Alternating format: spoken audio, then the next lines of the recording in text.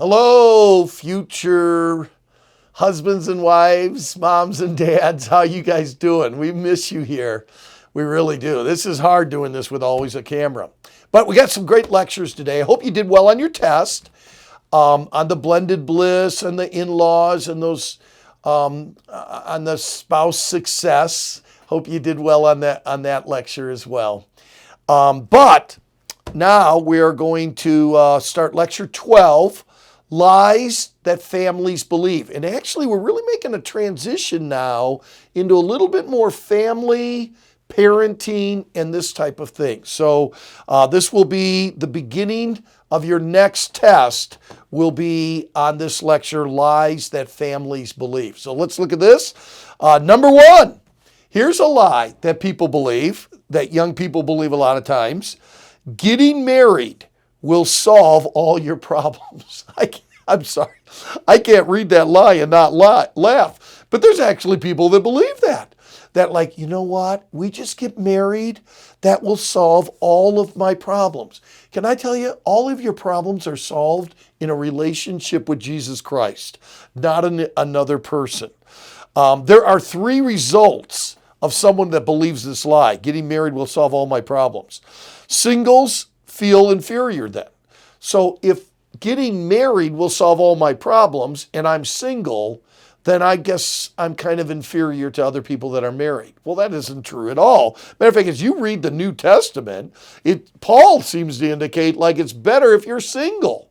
So singles feel inferior as if marriage is the most fulfilling of all experiences. Being in the center of God's will is the greatest place to be. Being in the center of, if God's will for your life right now is to be single, then that's it, gang. Don't believe the lie. Well, if I was only married, that would solve all my emotional problems. No, it wouldn't. No, it wouldn't. I know people that are married that are very lonely people. So marriage isn't the panacea to all of our needs and all of our problems. Rushing into God's will not be willing, and not being willing to wait on God is going to cause you more problems than anything. Get parents' blessing. We've talked about that. Allow God to prove himself in that. Number three, thinking people change because they got married is a result of this lie. And I just got to tell you, it's not that way. The Lord changes people as they surrender to the Spirit of God, not marriage. Marriage doesn't change people, students. The Holy Spirit changes people, and he can change them whether they're married or not. So, boy, getting married will solve all of your problems. Now, three right responses to this lie. Number one, wait on the Lord. Number one, wait on the Lord. All cautions are dispelled. Number two, seek the Lord first. All commitments are dedicated.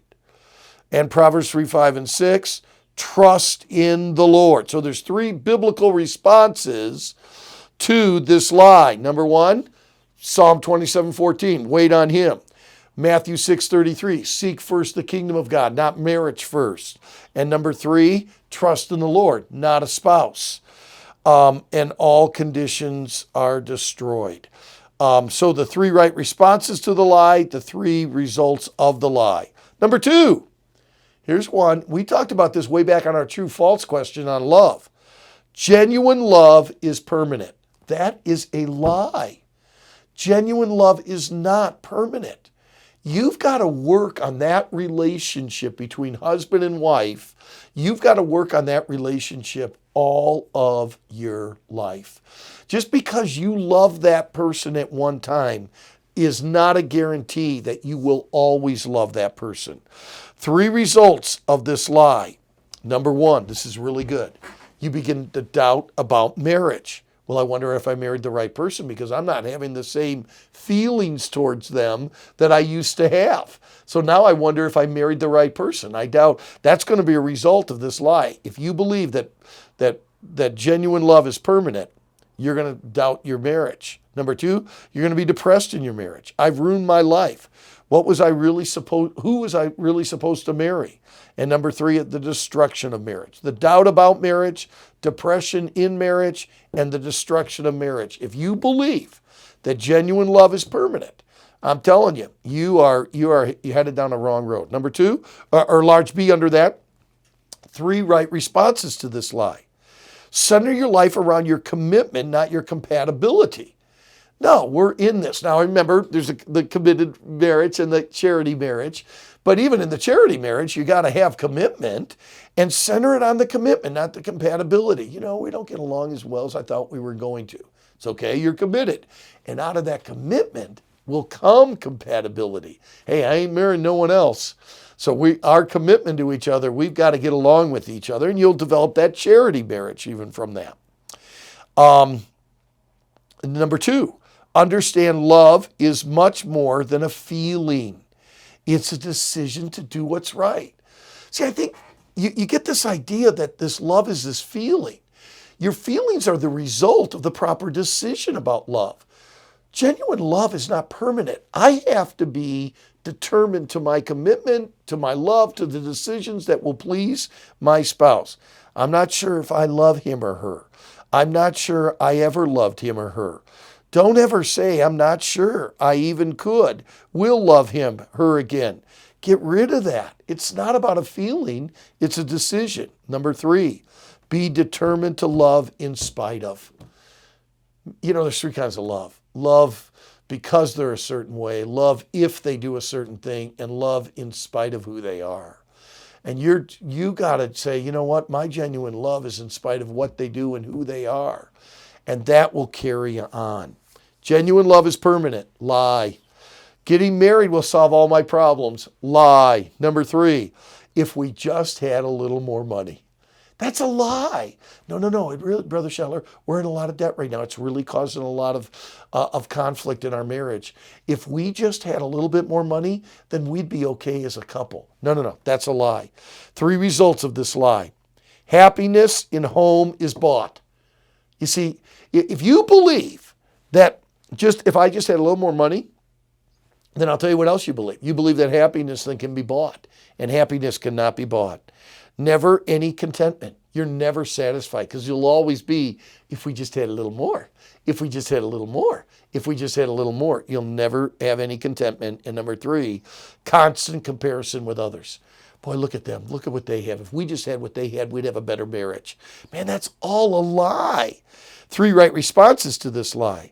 Understand the purpose of money. Money is not to bring the happiness.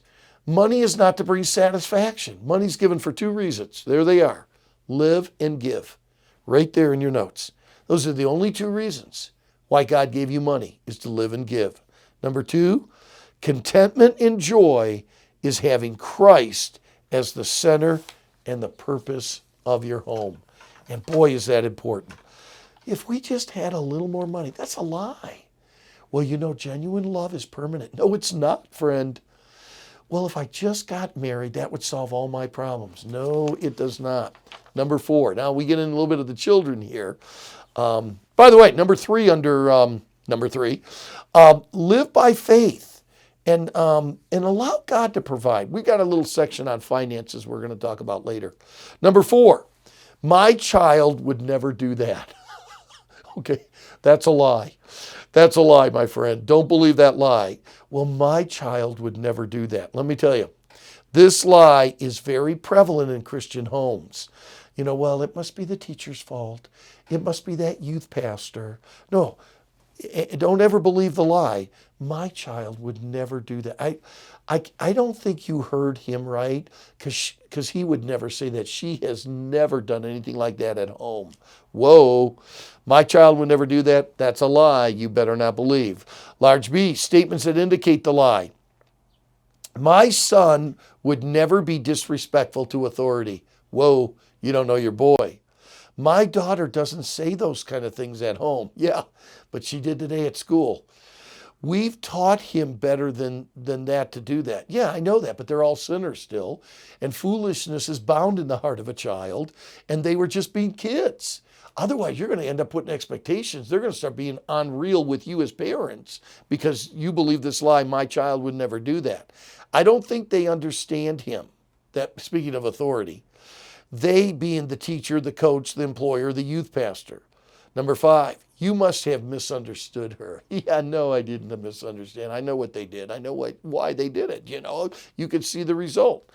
That could never have happened with my child. Yep, it did happen with your child. Don't ever believe that. Here's the results of that lie. Now listen, you got to get these. It takes you out of the reality with your child. If you believe the lie that my child would never do that, then you are not being real about your kids. And by doing this, if you refuse to believe what others say, you have stopped helping your child. You will wake up and you will have lost your child and then ask why.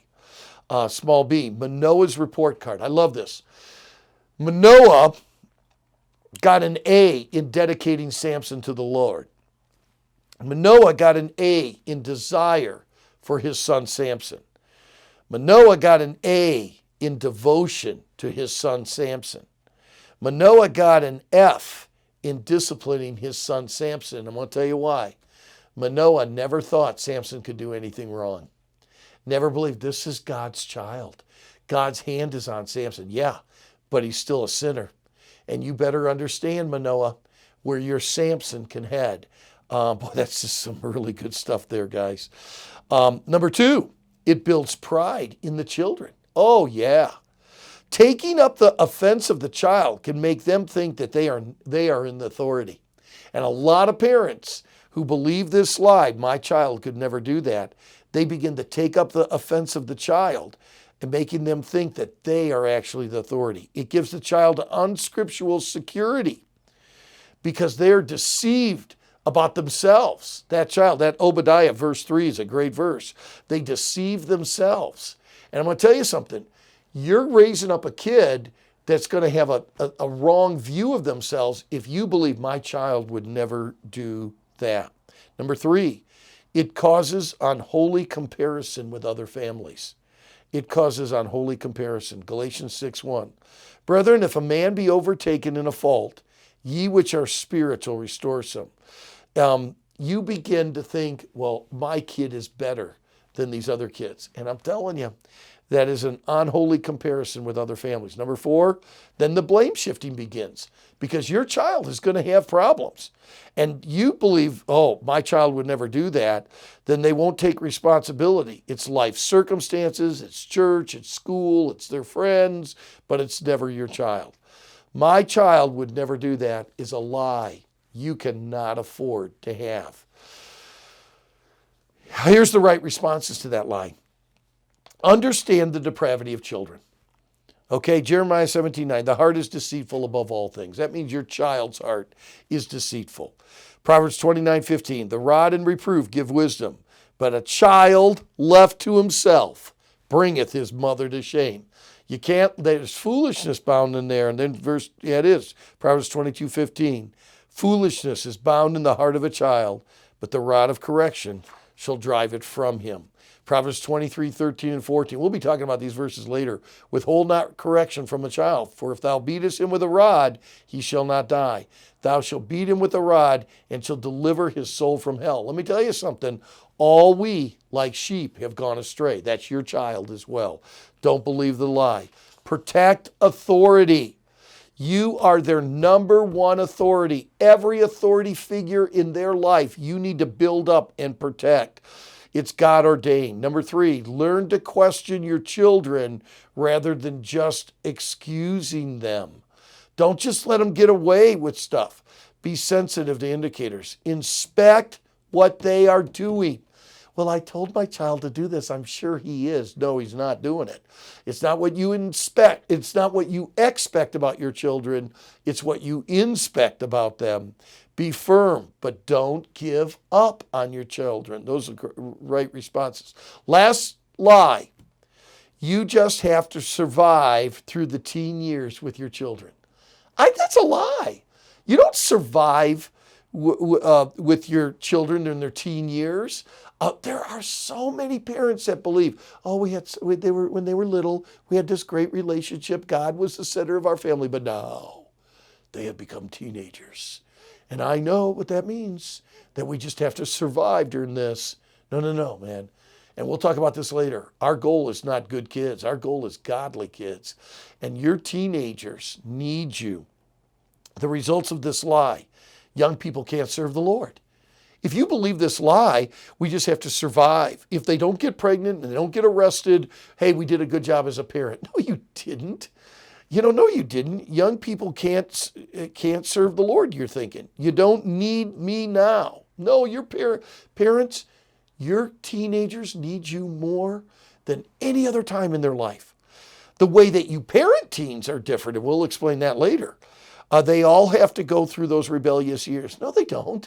Where in the Bible does it say, and teenagers have to go through rebellious years? Matter of fact, there's a lot of great teenagers in the Bible. Daniel, David, Jehoshaphat, Uzziah, as long as he sought the Lord as a 16-year-old king. His problems were later in life, but not as a teen. I can't communicate with them. Learn how to communicate with them. Okay, what's the right response to the lie? I don't believe this lie. That is not true. I don't have to survive my the teen years. Man, those can be some of the most productive relationship years. They were with Ben, Luke, and Drew. Marilee and I'll tell you without a heartbeat, the closest we were ever to our boys were their teen years.